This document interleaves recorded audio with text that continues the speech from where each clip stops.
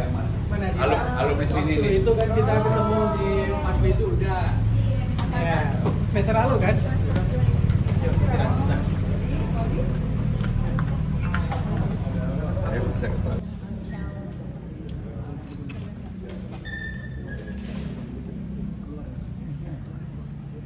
Ayo, Ayo. Nih, teman-teman maunya langsung. Kayak mahasiswanya udah banyak. Pak Edi. Ini sih.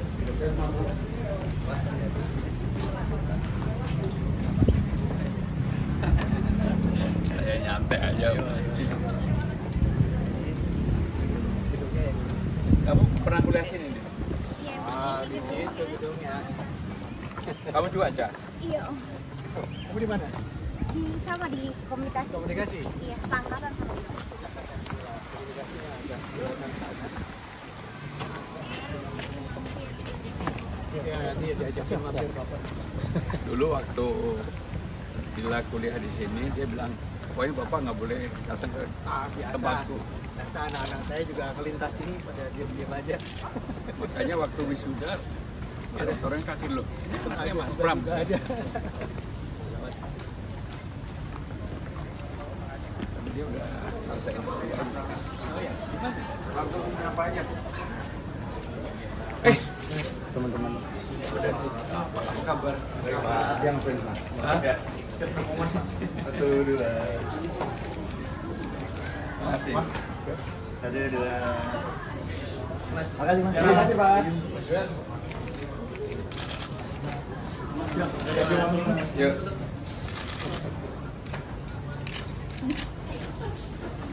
Makasih ya. Makasih ya. Bintang saya kita belum sewa. Kita belum servis. Mas, mau foto sama? Iya. Duduk di atas.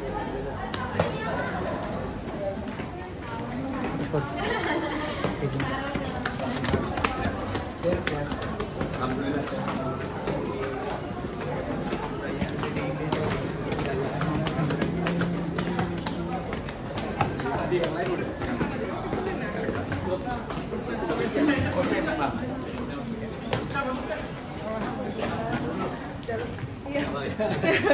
Saya wadah Oh. satu ya. Silakan. Saya duluan ya. Assalamualaikum.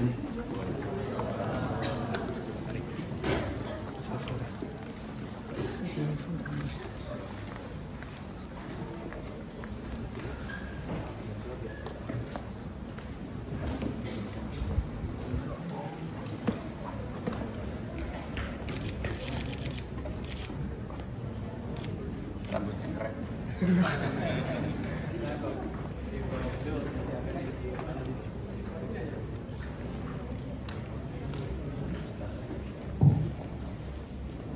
Serta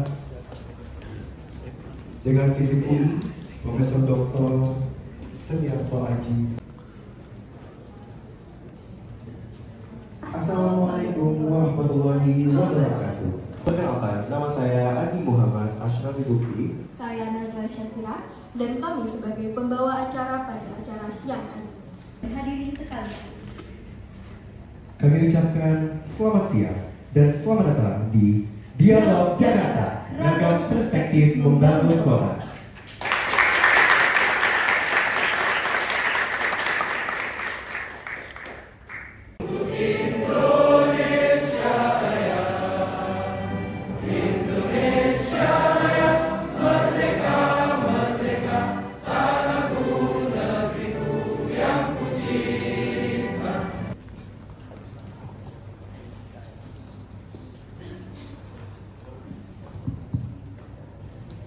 Para narasumber yang nanti akan hadir berdialog dengan kita semua, yaitu calon-calon pemimpin Jakarta yang akan secara bergiliran menyampaikan gagasan-gagasan mereka tentang Jakarta, yang mana pada sesi pertama ini telah hadir di tengah-tengah kita, yaitu Mas Pramono Anung. Berikan tepuk tangan untuk Mas Pramono Anung.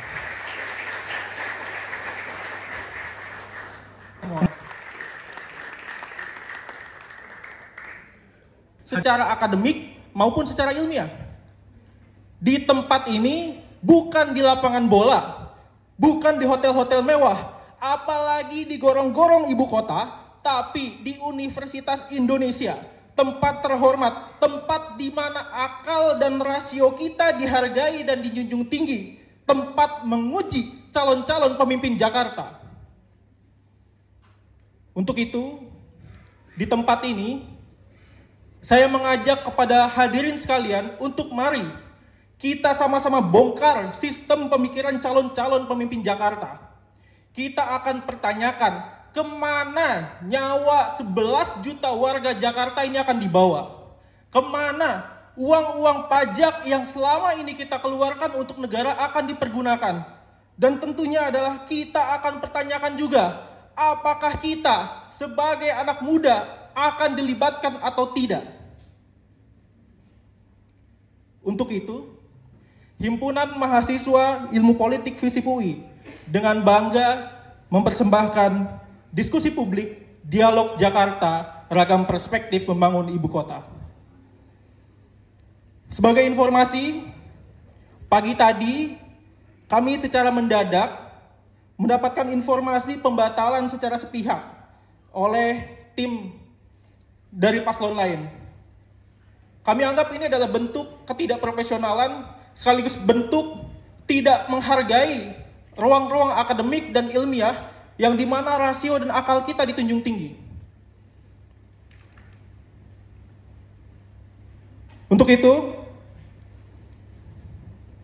rekan-rekan sekalian, kami mengajak kepada seluruh mahasiswa Universitas Indonesia untuk nanti mempersiapkan segala pertanyaan yang akan disampaikan kepada para kandidat Pilgub DKI Jakarta secara kritis maupun tajam. Terakhir, rekan-rekan sekalian, sebelum saya tutup, saya ingin menyampaikan bahwa program ini merupakan program terakhir di mana saya sebagai Ketua Himpunan Mahasiswa Ilmu Politik FISIP Universitas Indonesia bersama wakil saya, Daniel, selaku Wakil Ketua HMIP FISIP UI, berdiri di hadapan rekan-rekan sekalian menyampaikan ucapan terima kasih. Akan selesai sudah amanah jabatan ini kami emban. Untuk itu, saya mewakili serta fungsionaris seluruhnya mengucapkan terima kasih sebesar-besarnya kepada seluruh pihak yang telah mendukung HMIP FISIP UI selama 1 tahun ke belakang. Saya atas nama pribadi maupun organisasi mengucapkan mohon maaf bila mana selama kami memimpin organisasi ini penuh kekurangan dan penuh kesalahan. Terima kasih banyak, sampai bertemu kembali di lain waktu.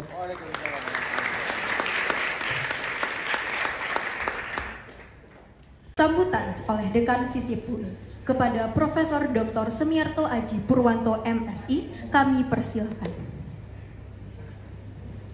Wabarakatuh. Salam sehat, salam sejahtera untuk kita semua. Siang hari ini adalah siang yang sudah cukup lama dinanti-nanti ya. Setelah tahun lalu kita menyelenggarakan kuliah terbuka ya, kuliah kebangsaan dengan menghadirkan para calon pemimpin negara waktu itu ya.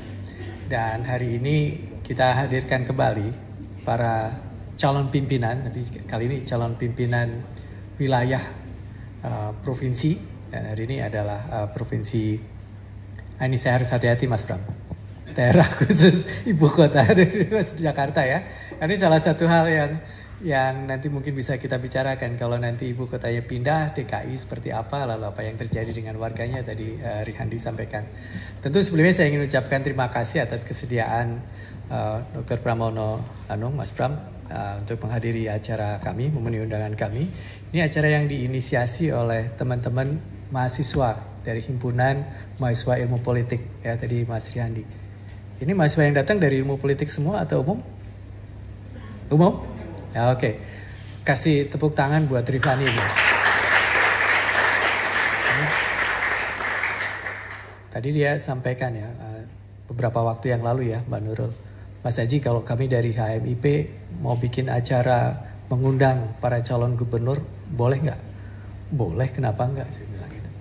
acaranya nggak harus dibikin oleh fakultas kan, nggak usah. Himpunan mahasiswa boleh bikin, tapi pasti kita akan dukung, saya bilang gitu. Jadi itu juga salah satu pertanyaan yang tadi sudah dibocorkan oleh kawan-kawan ya. Nanti kira-kira seorang pemimpin itu akan mengajak anak muda nggak di dalam proses pengambilan keputusannya.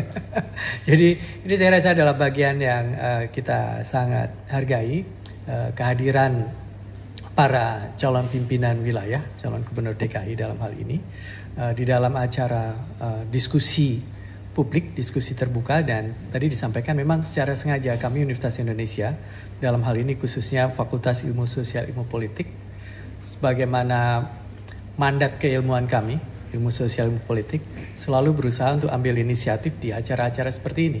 Ya. Ini adalah bagian dari pendidikan politik untuk seluruh warga negara, seluruh manusia Indonesia yang bertanggung jawab pada pilihan-pilihan siapa pemimpinnya. Ya. Dan saya harap nanti kita bisa mendengarkan bersama-sama dengan baik, dengan tenang, lalu kritisi, ajukan beberapa pertanyaan yang kira-kira nanti bisa membuat Jakarta kita ya lebih baik lagi. Tadi saya sampaikan ada beberapa hal yang nanti akan menjadi bagian dari persoalan Jakarta. Sudah dan akan. Yang sudah, Mas Pram tentu sudah identifikasi banyak hal. Yang belum, tapi ke depan kita niscaya akan hadapi, ya mulai dari pertumbuhan penduduk yang makin kencang, urbanisasi yang masih terus tak terbendung, tapi ada satu variabel di depan, yaitu rencana ibu kota negara Nusantara. Saya skip dulu istilah pemindahan ya, tapi ada rencana pembangunan ibu kota negara, ibu kota Nusantara. Lalu bagaimana, kapan, bagaimana antisipasi Jakarta, mau dibawa ke arah mana nantinya, kotanya diarahkan seperti apa, nah, itu satu hal yang penting ya. Jadi saya rasa Mas Ram dan teman-teman, FISIP ini ada 7 departemen ya.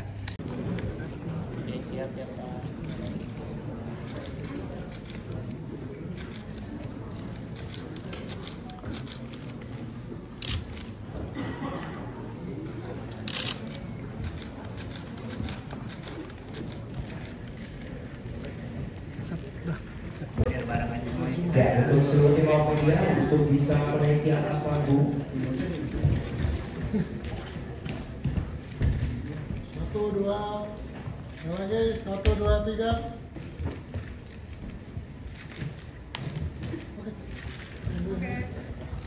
Baik, terima kasih.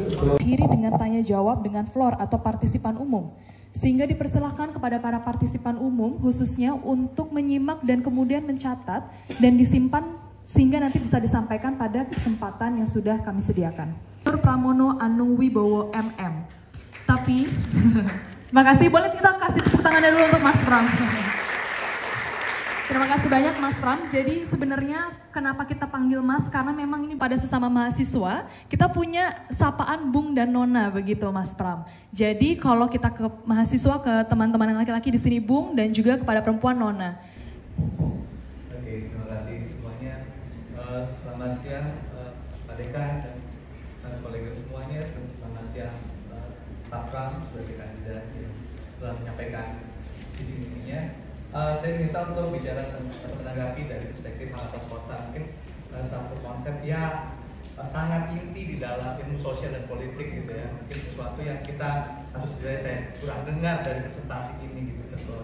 Mungkin sedikit ketika tadi bicara tentang pelibatan anak muda ya. Tapi kalau saya boleh menegaskan hak atas kota karena dipelajari bukan hanya di jurusan politik, di antropologi, di sosiologi, juga di hubungan internasional.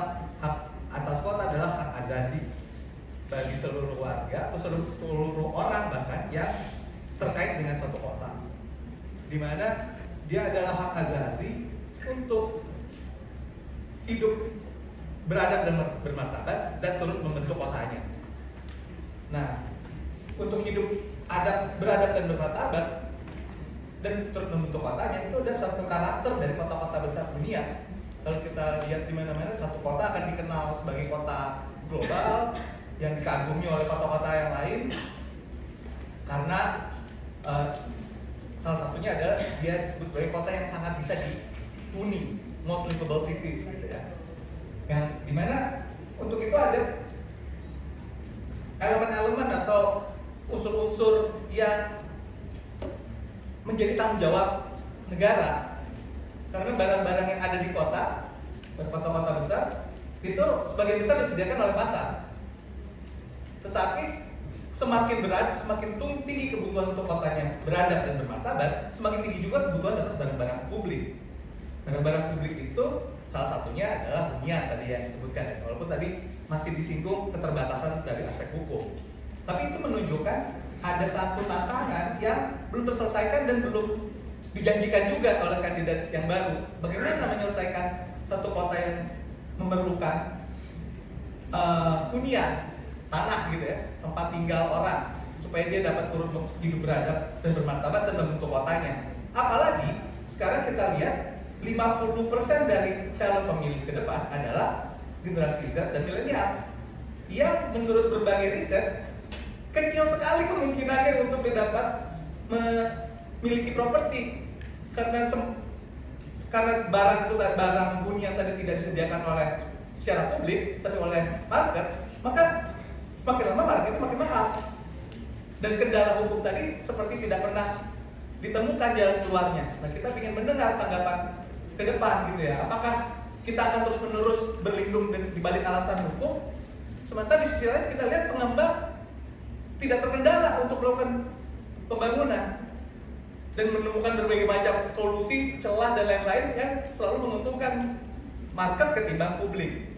Saya nggak bilang market nggak boleh tumbuh di kota. Ciri-ciri dari kota besar adalah market yang besar. Tapi barang publik yang semakin besar juga ciri-ciri dari kota yang beradab dan bermartabat. Itu satu Pak, tentang tanah gitu ya, hunian. Saya ingin dijelaskan lebih jauh sebagai kandidat apa sih janjinya yang nggak cuma melanjutkan kegagalan yang sebelumnya. Kan tadi kan 3 kan, berdaya, berkeadilan, dan berkelanjutan. Ada juga yang nggak perlu dilanjutkan. Ada yang harus dihentikan dan diselesaikan. Nah, kita ingin terutama 50% pemilih Bapak ke depan ya pengennya apa bedanya gitu kalau pada masa depan kita tetap nggak ada jaminan untuk punya akses terhadap properti. Kami nggak punya hak atas kota ini. Kami cuma punya hak memilih. Pemilihan, kami tidak punya hak atas kota ini. Bukan cuma generasi mereka, sebetulnya juga generasi yang mungkin usianya kritis, terkena PHK dan segala macam, ya nggak mungkin mencari pekerjaan lagi dengan cepat, ke BLK, ke yang lain-lain itu bisa dimanfaatkan oleh generasi muda. Tapi bagaimana yang usianya 40, 30 akhir, untuk shifting pekerjaan tidak akan semudah yang akan dinikmati oleh generasi muda. Jadi soal hak untuk hidup beradab dan bermartabat tadi ada aspek tanah gitu ya, tempat tinggal kita yang saya belum ingin dijelaskan lebih jauh. Lalu yang kedua, elemen yang penting lagi buat orang hidup beradab dan bermartabat adalah air. Semua orang minum air. Salah satu ciri dari makhluk hidup ya dia memerlukan air karena komposisi terbesar dari makhluk hidup ada air. Jakarta adalah kota yang pertama kali memprivatisasi air dan sampai sekarang tidak menyelesaikan deprivatisasi itu dengan baik.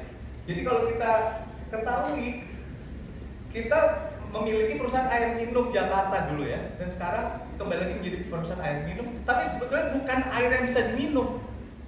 Kita sebagai kota beradab global, itu mestinya malu berpuluh-puluh tahun kota Jakarta ini tetap nggak bisa warganya di rumahnya memiliki tapping water, air yang dapat diminum.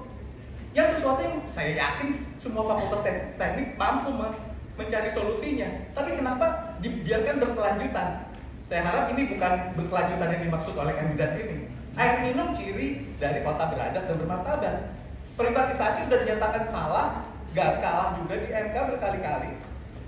Udah ada perintah untuk melakukan pembalikan dari privatisasi, tapi karena saya meneliti itu Pak ya, saya skripsi saya dan juga lanjutannya saya meneliti soal privatisasi air, tidak ada inisiatif terobosan yang baik dari pemerintah kota DKI kecuali secara retoris untuk mengembalikan air sebagai barang publik.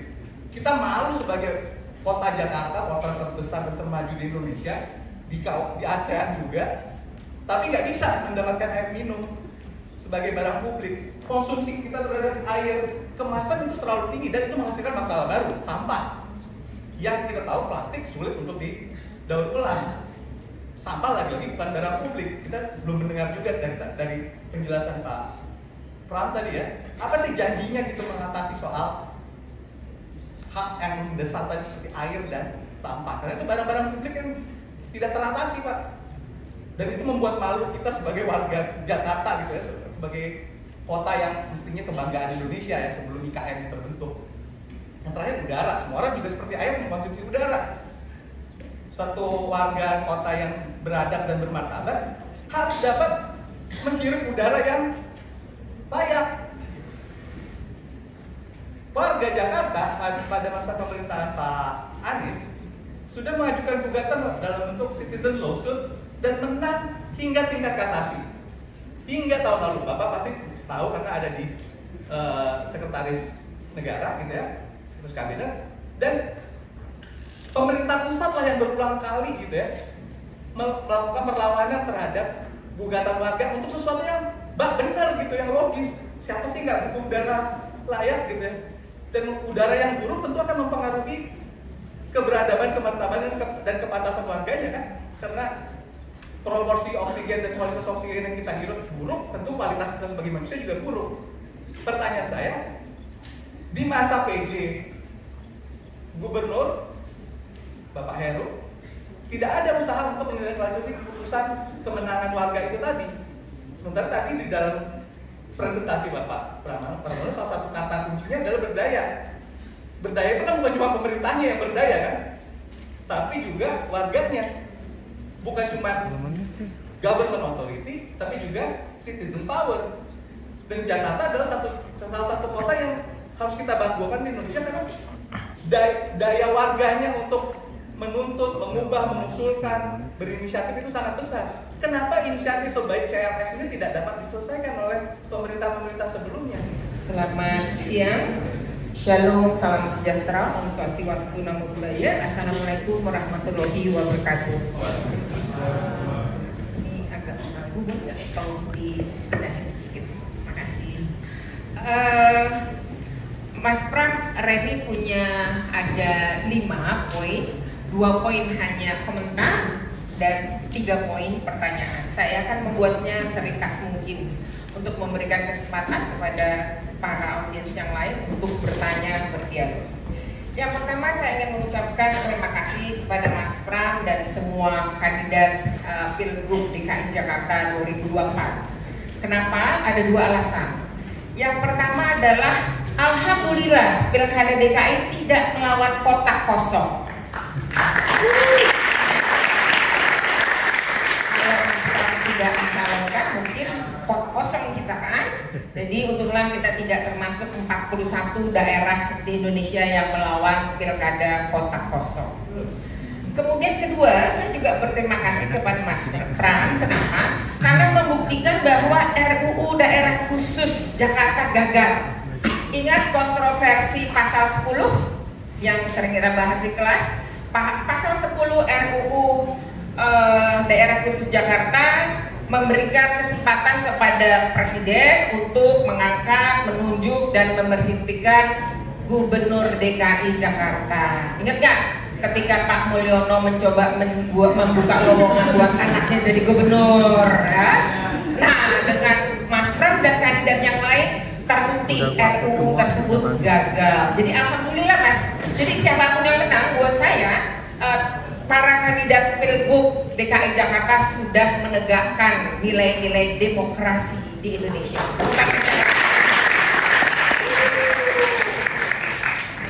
Yang kedua, komentar yang kedua, saya sangat sepakat dengan panelis pertama, Bang Jimmy ya. Tadi saya menggarisbawahi pernyataan Mas Pram, gagasan besar. Ya, kita harus punya gagasan besar. Dream kita harus besar, tetapi implementasi kecil dan real, gitu kan? Jadi, tapi kalau implementasi cuma ada gagasan tapi tidak ada implementasi percuma juga. Jadi, gagasan besar, implementasi kecil dan real, ya. Dari tadi sesungguhnya saya dan saya rasa juga mayoritas yang ada di ruangan ini menunggu-nunggu. Apa nih ceritanya new approach-nya, pendekatan baru, terobosan baru. Karena kalau dilihat dari penjelasan, membaca visi misi yang ada di Google itu, ini hampir semua program-program Mas Pram dan Pak Rano Karno ini mendukung rakyat kecil, berpihak kepada masyarakat kecil.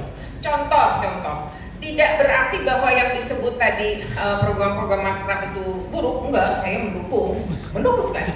Bahkan kayak misalnya tadi Jaklingko, kemudian Transjakarta jadi Trans Jabodetabek itu bagus sekali.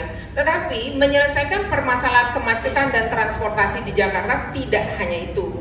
Kita bisa mulai misalnya membuat roundabout sebanyak-banyak mungkin. Kemudian apalagi bisa juga membuat traffic light itu diatur lebih baik. Bagus juga itu kartu-kartu ini, kartu-kartu itu. Tetapi kita ini jangan main Robin Hood melulu, ya, membagi-bagi kesejahteraan. Padahal kalau bicara mengenai pasal berapa tuh? Tadi udah ada saya catat di sini, lupa. Pasal 27 ayat 2, tiap warga negara berhak atas pekerjaan dan penghidupan yang layak bagi kemanusiaan. Kita nggak perlu belas kasihan, kita berhak kok, seperti ya. Jadi investasi-investasi yang demikian besar itu sebaiknya diarahkan juga, harus diarahkan untuk membuka lapangan pekerjaan. Nah, pertanyaannya tadi ya ada 3. Yang pertama saya ingin bertanya ini, Mas Pram. Berkeadilan sosial bagi seluruh rakyat Indonesia itu sila kelima kan? Bagaimana kita mewujudkannya di dalam program-program tersebut yang sudah disampaikan ke Mas Pram, tetapi mungkin lebih menjelaskan dengan terobosan-terobosan yang dilakukan. Bicara mengenai visi misi yang katanya tadi saya catat di sini mana? Masyarakat modern, madani, berbudaya, sejahtera, merata, berkeadilan. Ini sangat ideal ya. Tetapi kalau melihat pembangunan di Jakarta 10 tahun terakhir justru malah mundur, malah menjauh dari kata-kata bijak yang disampaikan tadi. Kita kan nggak mau itu hanya jadi jargon, tetapi kita mau menjadi real ya. Dikaitkan dengan SARA, Jakarta ini penuh dengan SARA, terutama pilkada 2017. Tetapi sejak 2017 ke sini, mana literasi kepada penduduk Jakarta siang, penduduk Jakarta malam untuk menghindari SARA. Terakhir, wah ini udah waktu habis. Terakhir saya ingin sepakat dengan Jimmy tadi bicara mengenai air, ya. Kebetulan Mas Pram. Dulu Randy pernah bantuin Mas Pram loh waktu Mas Pram jadi wakil ketua DPR. Saya dengan tim dari Visip UI yang tergabung dari CPP, Center for Election and Political Parties, itu membantu DPR untuk membangun parlemen modern seperti itu Mas Pram. Nah kemarin ini saya membantu, mohon maaf, ini nih yang lagi jadi rival, Pak Ridwan Kamil. Jadi, waktu beliau jadi gubernur Jawa Barat, saya dengan teman-teman dari Fakultas Hukum, Fakultas Teknik dan Visip dengan Monash University itu kita membangun living lab di Citarum. Salah satunya adalah membangun zero waste at village. Jadi kita membangun penyelesaian permasalahan sampah di desa untuk mengurangi polusi dari sungai dan kemudian juga yang paling penting memperkuat water for shared prosperity. Jadi bicara mengenai air, sampah, dan udara bersih seperti yang disampaikan oleh panelis sebelumnya. Terima kasih banyak. Selamat. Yang disampaikan oleh Mas Pram itu bagus-bagus tuh. Cuma ada satu hal yang menggelitik di benak saya itu, ini semuanya untuk kelas bawah, menengah ke bawah, tapi yang kelas atasnya belum ada. Yang buat kelas atas ini apa yang mau dia? Kelas atas itu suruh duduk lalu kemudian bekerjasama dengan kelas bawah menjadi sumber daya yang kemudian bisa dimanfaatkan oleh Pemda untuk membangun kota Jakarta ini atau seperti apa? Terutama bidang kesehatan. Ini yang saya lihat salah satu gap yang barangkali belum tercantum di dalam program-program ini Mas Pram. Kemudian yang berikutnya itu adalah poin tentang orientasi daripada program-program kesehatan. Kalau kita lihat sekarang ini program-program kesehatan yang ada itu orientasinya masih bersifat melihat masyarakat itu sebagai objek aja, sebagai objek, tapi belum kemudian merubah secara tahap demi tahap agar bagaimana status objek ini berubah menjadi subjek, ya, berubah menjadi subjek. Jadi saya sepakat dengan panel 1 dan panel 2, ada kata kunci di sana pemberdayaan.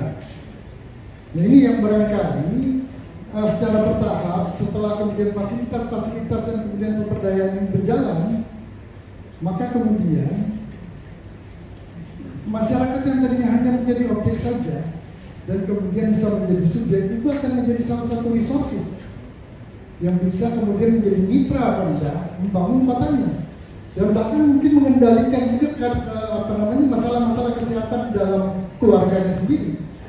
Ini yang mestinya menjadi orientasi program-program kesehatan, merubah objek menjadi subjek. Ini yang juga yang gampang, karena menurut saya tidak pernah dilakukan di Jakarta, di kota-kota seperti Jakarta, kota global ini ya, bahwa ada pemetaan. Yang ada pemetaan itu adalah pemetaan masalah kesehatan saja, tapi pemetaan tentang resources kesehatan yang dipunyai oleh masyarakat itu belum ada. Nah ini yang menurut saya penting, pemetaan resources yang ada di masyarakat Jakarta ya, baik kelas atas, kelas menengah maupun kelas bawahnya, yang kemudian bisa dijadikan mitra resources untuk membangun kesehatan di kota Jakarta ini. Jadi kalau kita cuma mengandalkan BPJS itu asuransi. Yang namanya asuransi itu pasti dasarnya itu adalah bisnis ekonomi. Tetap aja rakyat harus bayar. Nah ini yang kalau pemberdayaan kesehatan ini bisa berjalan. Kemudian yang kedua, pendekatan kesehatan di kota-kota seperti Jakarta. Baik, terima kasih. Selamat siang Mas Pram. Saya para Farida Kurniawan dari Departemen Ilmu Politik Angkatan 23. Saya juga menanggapi dari panelis. Sebenarnya masalah-masalah yang tadi diungkapkan oleh panelis ini sebenarnya masalahnya satu, yaitu bagaimana masyarakat bisa ditingkatkan literasinya. Tidak mungkin masalah-masalah seperti ini muncul kalau tidak bisa ada literasi, karena masyarakat harus lebih kritis, masyarakat harus lebih tajam kritiknya kepada pemerintah. Itulah tugas pemerintah, bagaimana menyelesaikannya. Dan data pada tahun 2023 yang saya kutip dari Perpusnas bahwasannya tingkat literasi di DKI Jakarta adalah kurang lebih 69,94. Itu dalam kategori yang cukup bisa dikatakan sedang. Sedangkan permasalahannya adalah untuk perpustakaan di tingkat kelurahan itu sangat rendah sekali, yaitu 39,1. Itu bisa dikatakan sangat rendah. Yang menjadi pertanyaan saya, bagaimana Mas Pram sebagai calon gubernur yang misalkan nantinya terpilih menjadi gubernur meningkatkan tingkat literasi di masyarakat? Karena sampai saat ini harus diakui bahwasannya perpustakaan yang ada di DKI Jakarta itu kurang lebih 5.000 yang dikelola oleh Pemprov, khususnya di Dinas Perpustakaan itu ada 6. Yang paling terkenal adalah perpustakaan Cikini yang sangat kita ketahui itu sangat terkenal, banyak anak muda. Sedangkan yang lainnya, mohon maaf, bisa dikatakan terpencil, sangat marginal sehingga kunjungannya sangat sedikit. Saya menanyakan ini karena saya mendengar serapan dari masyarakat, banyak pegiat literasi juga menanyakan. Sekian dari saya. Terima kasih. Sebenarnya saya bukan warga Jakarta ya, saya warga Rangkas Bitung. Tapi memang kegiatan saya banyak di Jakarta dan kebetulan saya juga banyak teman-teman dari Jakarta yang memiliki pertanyaan gitu. Jadi sebenarnya salah satu hal yang bisa saya soroti terkait dengan kehidupan masyarakat pesisir dan juga nelayan. Jadi sebenarnya sekarang kalau kita lihat mereka yang nelayan, masyarakat pesisir yang ada di utara Jakarta itu selalu menjadi bagian dari warga kota gitu. Tapi pada dasarnya kehidupan mereka itu kita bisa bilang bahwa jauh dari warga kota yang kita bayangkan gitu ya. Saya udah menyimak debat pertama, debat kedua, tapi pembahasan terkait dengan peningkatan kualitas hidup nelayan ini juga masih belum secara spesifik ditawarkan oleh calon gubernur Jakarta, termasuk oleh Mas Pram sendiri. Memang ada beberapa yang ditawarkan, tapi itu tidak menyentuh langsung saya kira terhadap kualitas hidup masyarakat. Ditambah kalau kita lihat hari ini, data menunjukkan bahwa sebenarnya kelompok masyarakat nelayan ini adalah mereka yang menyumbang angka kemiskinan cukup besar, terutama kemiskinan nasional gitu ya. Jadi komitmen yang ingin saya tanyakan terkait dengan komitmen Mas Pram terkait dengan peningkatan kualitas hidup nelayan yang masih jauh dari pemenuhan kebutuhan dasar. Yang kedua, mungkin teman-teman sekarang ada yang melihat media bahwa ada salah satu kegiatan gerakan yang sedang dilakukan oleh masyarakat Pulau Pari, di mana mereka sedang menolak gitu kedatangan investor ke wilayah mereka karena memang wilayah investasinya itu ternyata di wilayah yang tekanan bakau gitu. Sebenarnya menjadi salah satu wilayah yang sangat penting gitu bagi berlangsung hidup masyarakat nelayan. Nah, terkait hal ini saya bertanyakan terkait komitmen Paspram, terutama dalam merealisasikan pembangunan berkelanjutan yang seringkali berbentrokan dengan keperluan investasi. Mungkin itu saja. Terima kasih, Mas.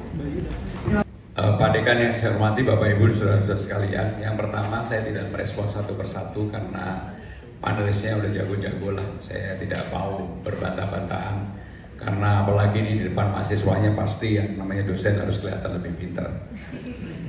Bapak Ibu saudara-saudara sekalian, yang prinsip begini, Undang-Undang Nomor 2 Tahun 2024 merubah wajah Jakarta dengan total. Jakarta sekarang ini menjadi kota global, kita nomor 74 dari 156, dan yang Jakarta menjadi pusat bisnis, epicentrum bisnis baru di Indonesia. Apa yang berubah dari undang-undang itu? Yang berubah adalah satu, Jakarta yang sebelumnya tidak punya identitas. Maka dengan undang-undang baru ini Jakarta akan mempunyai kebudayaan. Budayanya adalah budaya Betawi. Selama ini salah satu kota yang tidak punya identitas adalah Jakarta. Kalau kita datang ke Bali, wajah Balinya kerasa. Begitu kita mendarat di airport terasa. Ke Jogja di airport terasa. Surabaya di airport terasa. Perbatasan semua kecamatan pun ada, umbul-umbul dan sebagainya. Di Jakarta tidak pernah ada. Maka dengan undang-undang baru tadi, ini akan merubah wajah Jakarta. Kalau saya jadi gubernur di balai kota, maka tidak lagi pakai teh dan kopi, yang disajikan adalah bir peletok. Kalau kita menerima tamu, ada yang namanya palang pintu, roti buaya, ondel-ondel, dan sebagainya, dan sebagainya. Inilah yang akan menjadi wajah Jakarta. Sebelum saya menjawab tadi pertanyaan tentang air, udara, dan sampah. Air, udara, dan sampah ini persoalan utama. Jakarta sekarang kebutuhan airnya 80% lebih dari Jatiluhur. Problem utama di Jakarta adalah pipanisasi. Banyak tempat, terutama di Jakarta Utara, yang tidak mendapatkan air bersih. Ada waduk baru di Banten, namanya Kerian. Begitu mau masuk Jakarta, udah di stop di BSD, Alam Sutra, dan sebagainya, dan sebagainya. Karena ini adalah pengembang-pengembang besar. Itu menjadi persoalan real tentang air. Maka bagaimana dan apa yang harus dilakukan? Saya sepakat dengan Pak Irwansyah tadi. Swastanisasi nggak jalan, dan itu dilakukan. Sekarang ini mereka bahkan pull out, mundur. Maka pemerintah Jakarta harus serius menangani itu. Dan sumbernya ada sekarang. Kalau dulu kan hanya Jatiluhur, sekarang ada di Banten juga. Itu bisa dikembangkan, dan namanya air bagaimanapun secara jangka panjang harus diselesaikan. Itu satu. Bagaimana dengan udara? Kita kalau dipaksa bisa. Contohnya kapan? Ketika KTT ASEAN. Ketika KTT ASEAN, saya kebetulan sebagai sekretarisnya, ketuanya Pak Luhut, membuat Jakarta dalam 2 minggu diturunkan polusinya. Caranya bagaimana? Pertalite dilarang karena sulfurnya terlalu tinggi. Semua yang masuk Sudirman Tamrin, Gatot Subroto harus mobil hibrid dan mobil listrik. Semua industri sepanjang yang melingkar Jakarta ini, termasuk Suralaya, nggak boleh pakai batu bara, harus pakai gas. Nggak sampai 2 minggu turun. Jakarta tiba-tiba menjadi biru. Sanana Gusmao nari-nari sama Aureli ketika kita makan malam di luar. Dinner yang pada waktu itu direncanakan di dalam, karena Jakarta tiba-tiba bersih, makan malam di luar. Begitu KTT ASEAN selesai, normal lagi. Jadi artinya apa? Bangsa ini, warga Jakarta ini, pemerintah pusat dan pemerintah Jakarta, kalau dipaksa bisa. Ini adalah contoh sukses story. Kejadian ini persis seperti di Beijing. Sekarang Beijing sudah nggak boleh ada pembangkit batu bara. Dan di jalan-jalan utamanya semuanya harus hybrid dan mobil elektrik. Kenapa mobil BYD yang dulu kecil tiba-tiba naik sekarang nomor 1 di dunia? Karena ini. Sehingga dengan demikian saudara-saudara sekalian, satu tadi sampah yang belum sampai. Untuk transportasi tetap harus Trans Jabodetabek. Nggak bisa Transjakarta. Saya akan betul-betul memaksa orang untuk menggunakan kendaraan pribadi sedikit mungkin. Kalau itu bisa dilakukan, polusi udaranya berkurang, kemacetannya berkurang. Caranya bagaimana? 15 golongan kita bebaskan, supaya orang itu ada kepastian mau pergi kemana aja, gratis. Dan untuk parkir kita naikkan. Pasti orang akan dipaksa untuk itu. Sehingga dengan demikian bukan saya tidak ini. Tadi saya udah dikasih menit terus Pak Irwansyah, makanya saya ngomongnya juga buru-buru. Kalau nggak saya mau diskusi sama Bapak berjam-jam juga nggak apa-apa. Untuk usulan air, karena saya 2 periode seperti Mbak Reni sampaikan sebelum saya jadi Menteri Sekretaris Kabinet, 2 periode saya menjaga dapur, nggak pengen apa-apa tiba-tiba dipaksa untuk jadi calon gubernur. Tentunya saya, ya penjaga dapur pasti tahu urusan Jakarta dibandingkan calon yang lain. Mohon maaf, bukan tak sombong, pasti saya lebih tahu. Karena semuanya Jakarta ini kan diputuskan di pemerintah pusat. Nah, yang terakhir saya mohon maaf karena saya masih punya 5 acara lagi. Ini saya dari tadi udah digini-giniin terus. Untuk urusan nelayan. Jadi Jakarta ini punya yang dulu zaman Pak Harto. Ini bukan gagasan baru. Apa yang disebut dengan giant seawall. Zaman Pak Harto ini. Jadi kalau ada calon gubernur mengatakan akan bla bla bla, udahlah. Dari dulu sudah ada. Bagaimana dengan nelayan? Pengalaman G20 di Bali ketika mangrove ditanam dan akhirnya semua pemimpin negara terpesona dengan mangrove kita di Bali. Kalau saya akan fight mengusulkan kepada pemerintah pusat, tidak lagi giant seawall, tapi giant mangrove wall. Dan itu akan luar biasa untuk kehidupan ekosistem kita. Lebih murah, lebih bagus. Tuh, waktu habis. Terima kasih. Wassalamualaikum warahmatullahi wabarakatuh. Bagi partisipan, jangan lupa karena setelah ini kita juga akan ada sesi pemaparan materi gagasan bersama calon wakil gubernur berikutnya bersama Mas Kun juga. Jadi bersama untuk teman-teman tetap ada di sini dan mengikuti acara sampai habis. Makasih ya, makasih ya. Gedung AJS UI. Bagi teman-teman yang mungkin belum berkesempatan untuk menanyakan pertanyaan yang lebih lanjut, nanti juga akan dibantu oleh MC kami. Terima kasih ya, terima kasih. Terima kasih. Literasi tadi. Kita akan punya balai rakyat, jumlahnya 267. Di balai rakyat itulah literasi akan kita dok. Ya, kita bisa kak. Terima kasih ya. Terima kasih ya semuanya. Mas Pram izin mau foto mama. Barangkali itu saja dari saya Stephanie Iskandar, pamit undur diri, dan untuk acara sesi selanjutnya akan saya serahkan kembali kepada MC. Terima kasih. Pak, kita dari Jakarta. Di apa itu? Oke. Oh iya. Yang mana? Oke. Thank you, Pak. Oh, banyak.